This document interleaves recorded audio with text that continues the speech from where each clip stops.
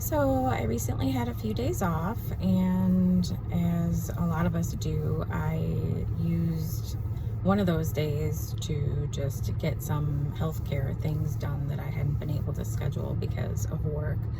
So I had a brain MRI, abdominal CT with contrast, got some appointments out of the way.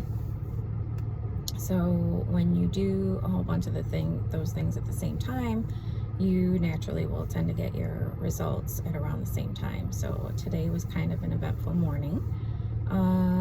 I missed a phone call early this morning from the GI doctor, and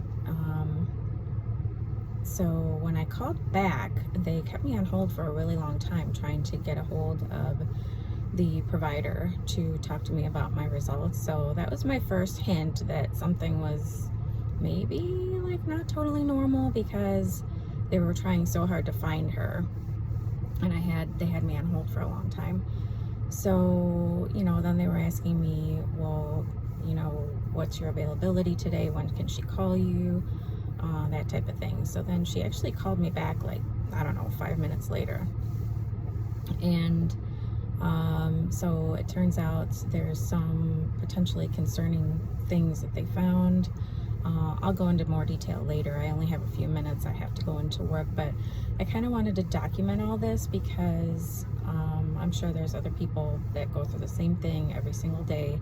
But just in case this is something, I wanted to document the whole thing, how I'm feeling and everything. So right now I'm not super alarmed or anything, but like they told me that she reserved a spot for me to get an AGD, that's an upper endoscopy, ASAP, to rule out masses, potentially, nasty stuff. They already saved the time and the date. It's next week, next Tuesday, the 19th, I believe. So I'm about to go into work and try to explain to my boss, hey, I know I was just off for 3 days last week, but I'm gonna have another day off next week, so that's gonna be interesting.